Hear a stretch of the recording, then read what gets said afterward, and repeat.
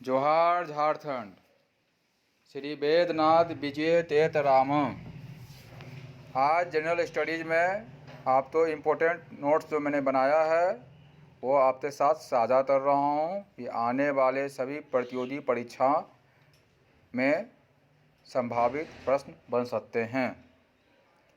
Budget के बाहर से तर्ज, ऑफ बजट बोरोइंग, ये वो तर्ज होता है जो सरकार खुद नहीं लेती, लेकिन इसे सरकार के निर्देश पर किसी सरकारी काम या प्रोजेक्ट के लिए ही लिया जाता है।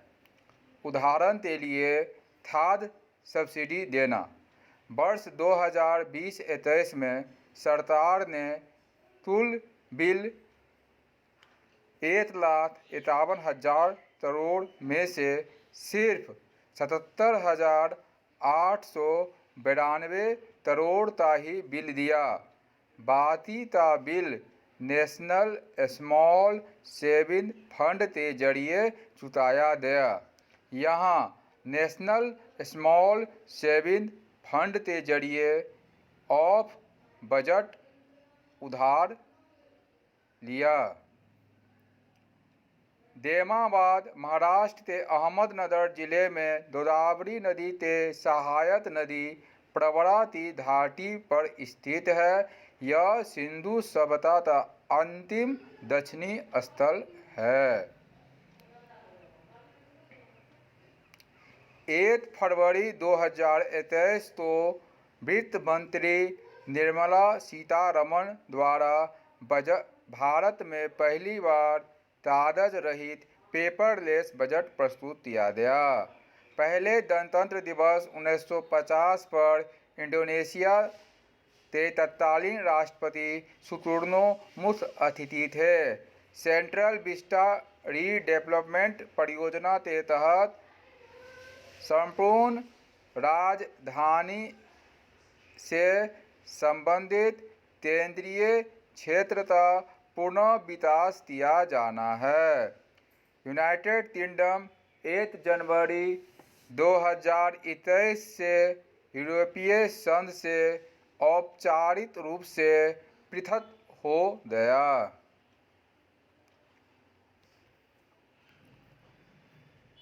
पृथ्वी की जैव विविधता के संरक्षण के लिए फ्रांस में 11 जनवरी 2021 को वन प्लेनेट सम्मेलन आयोजित किया गया।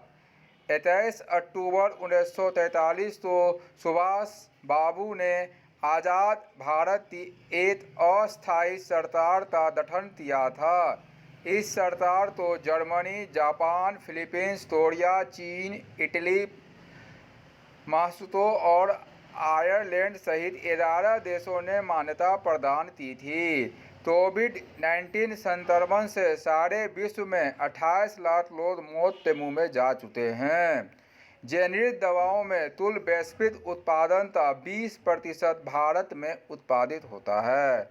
भारत ने वैक्सीनों को क्लिनिकल ट्रायल के सुदृढ़ीकरण हेतु तथा पड़ोसी देशों में वैक्सीन उत्पादन की क्षमता विकसित करने के लिए क्लिनिकल ट्रायल संबंधीकरण हेतु सहभागिता partnership for accelerating clinical trial APACT की शुरुआत की। इसके तहत अफगानिस्तान, बांग्लादेश, भूटान, मालदीव, मॉरिशस, नेपाल तथा श्रीलंका के लगभग 700 विशेषज्ञ स्वास्थ्यकर्मी भारत में प्रशिक्षण ले चुके हैं। Ethiopia, Kenya, Nigeria, Bahrain, Bhutan, Oman, Nepal, Vietnam तथा म्यांमार के विशेषज्ञों स्वास्थ्यकर्मियों को प्रशिक्षण दिए जाने का क्रम जारी है।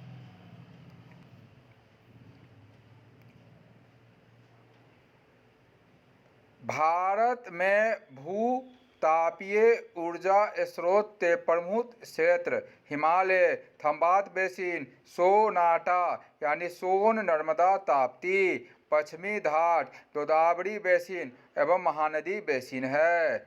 विश्व में अम्ल वर्षा से सर्वाधिक प्रभावित देश नॉर्वे, स्वीडन है।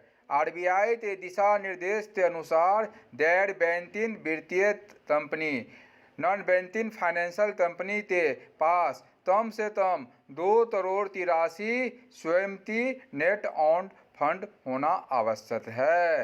भारत में जैव विविधता अधिनियम बायोडायवर्सिटी एक्ट 2002 में पारित हुआ था। Paris agreement 2050 India had set out it's nationally determined contribution targets for 2030, which broadly have three main targets: reduction the emission intensity of its GDP by 33% to 35% from 2005 levels, achieving 40% cumulative electric power installed capacity based on non-fossil energy sources, contingent on international transfer of technology and low-cost finance.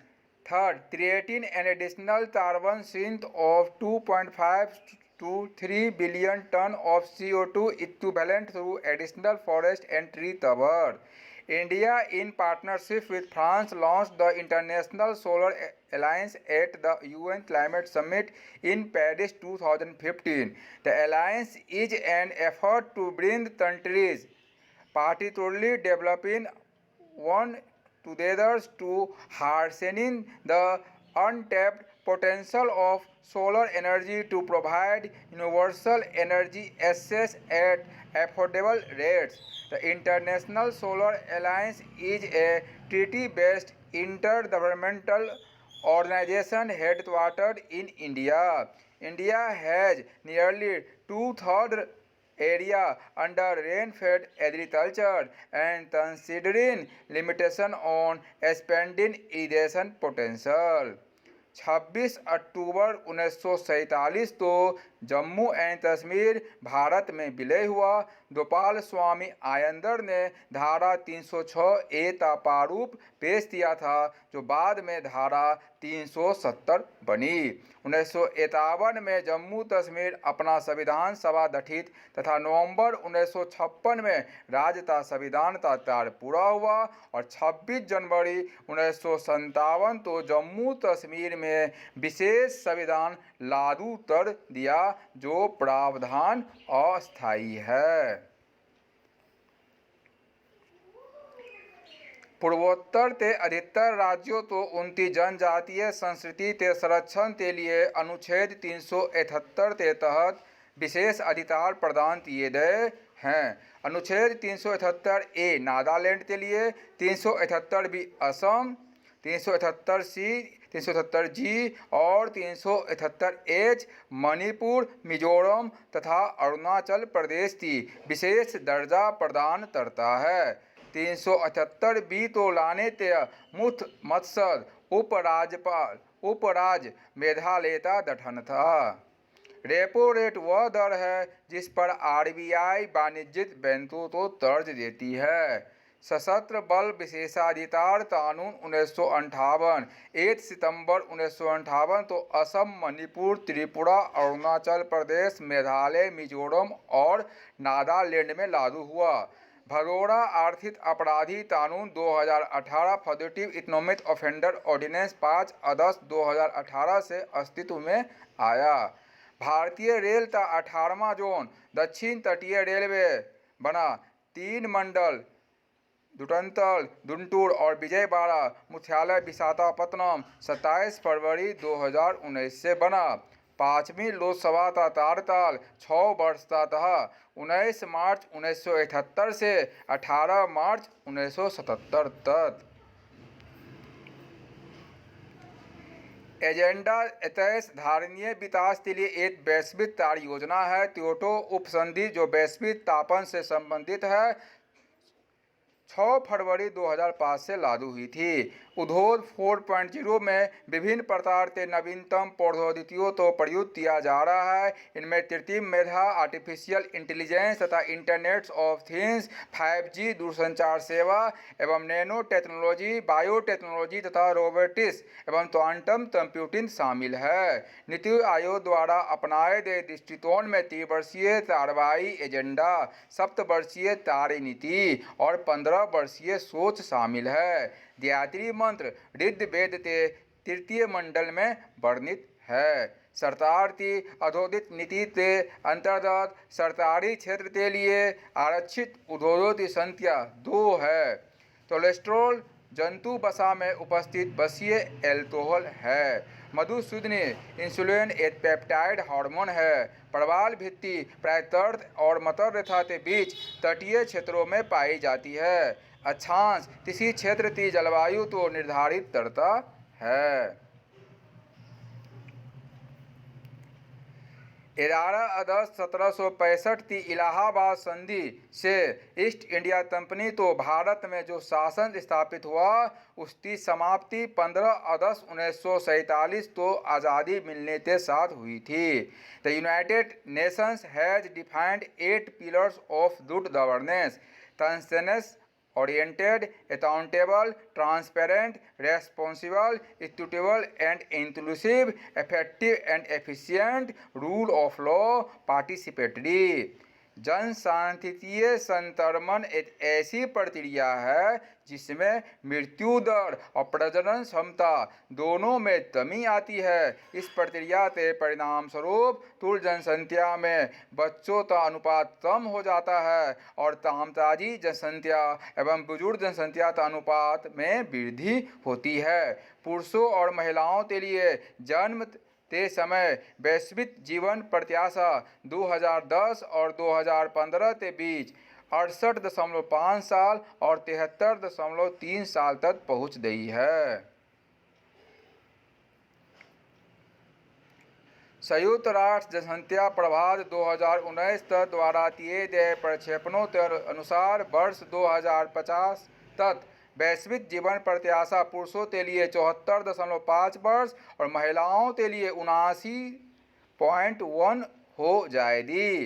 वैश्विक बुजुर्ग जनसंख्या 2020 में 13.4% से बढ़कर 2050 में 23.3% स्तर तक पर होगी।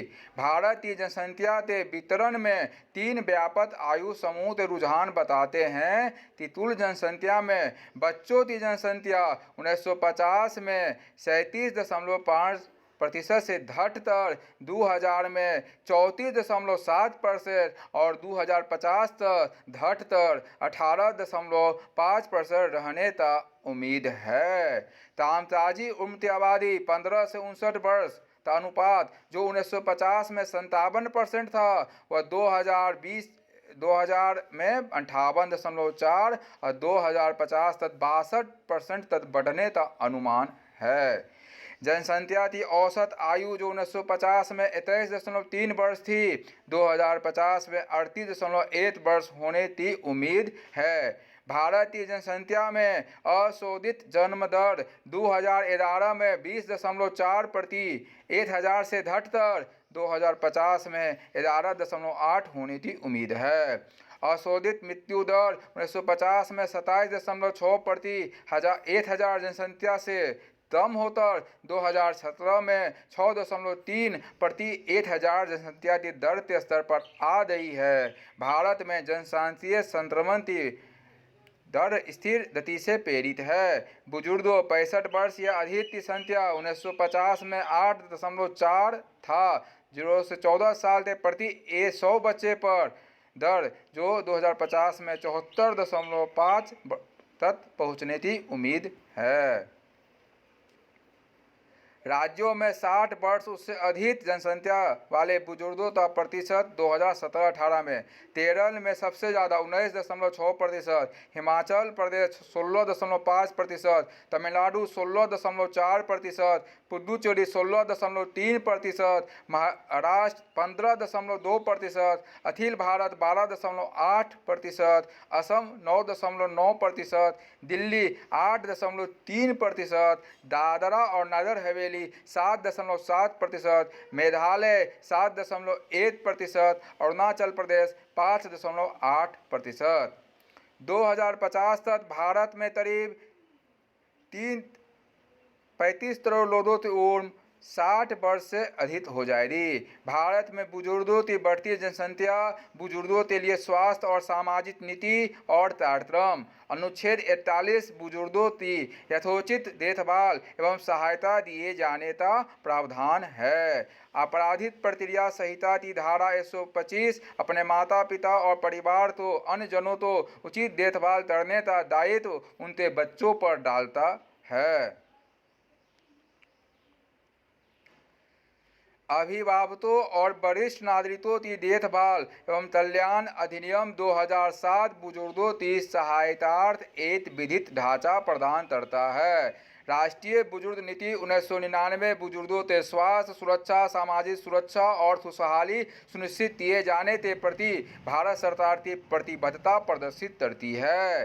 माता पिता और वरिष्ठ नागरिकों का भरण पोषण एवं कल्याण संशोधन विधेयक 2019, जिसमें वरिष्ठ नागरिकों के लिए गरिमापूर्ण जीवन सुनिश्चित करने एवं उनके साथ दुर्व्यवहार करने पर कठोर दंड का प्रावधान किया गया है। ये समान आयु के वरिष्ठ नागरिकों को सभी लाभ देने, वरिष्ठ नागरिकों के लिए भरण पोषण की रकम में वृद्धि करने और देश रेख सेवाओं के मानकीकरण सिफारिश की है। प्रत्येक जिले में वरिष्ठ नागरिकों के लिए विशेष पुलिस यूनिट का गठन करने तथा प्रत्येक थाने में वरिष्ठ नागरिकों के लिए शीर्ष अधिकारी नियुक्त करने तथा वरिष्ठ नागरिक हेल्पलाइन रखने की बात कही गई है।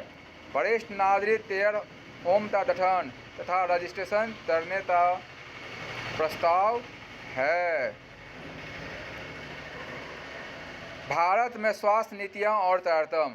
बुजुर्गों के स्वास्थ्य देखभाल के लिए राष्ट्रीय कार्यक्रम, प्रधानमंत्री जन आरोग्य योजना, स्वास्थ्य कल्याण केंद्र, कैंसर, मधुमेह, हृदय रोगों, स्ट्रोक रोकथाम और नियंत्रण के लिए राष्ट्रीय कार्यक्रम, बहरेपन की रोकथाम और नियंत्रण के लिए राष्ट्रीय कार्यक्रम, राष्ट्रीय मुफ्त स्वास्थ्य कार्यक्रम, राष्ट्रीय तंबाकू नियंत्रण कार्यक्रम, उपचारात्मक देखभाल के लिए राष्ट्रीय कार्यक्रम, जल जाने से लगी चोटों की रोकथाम और प्रबंधन के लिए राष्ट्रीय कार्यक्रम, फ्लोरोसिस की रोकथाम और नियंत्रण के लिए राष्ट्रीय कार्यक्रम, राष्ट्रीय आयोडीन की कमी और विकार नियंत्रण कार्यक्रम। भारत में सामाजिक नीतियाँ और कार्यक्रम। वृद्ध व्यक्तियों के लिए एकीकृत कार्यक्रम, इंदिरा गांधी वृद्धावस्था पेंशन योजना, इंदिरा गांधी विधवा पेंशन योजना, अटल पेंशन योजना, प्रधानमंत्री जीवन ज्योति बीमा योजना, प्रधानमंत्री सुरक्षा बीमा योजना, अन्नपूर्णा योजना खाद्य सुरक्षा प्रावधान बुजुर्गों के लिए जो IGNOAPS के अंतर्गत नहीं आते। देश के प्रत्येक जिलों में बुजुर्गों के लिए पंचायती राज संस्थाओं की सहायता, बुजुर्गों के लिए स्वैच्छिक संगठन, स्व सहायता समूह के वृद्धाश्रमों के लिए बहु सेवा केंद्र। धन्यवाद।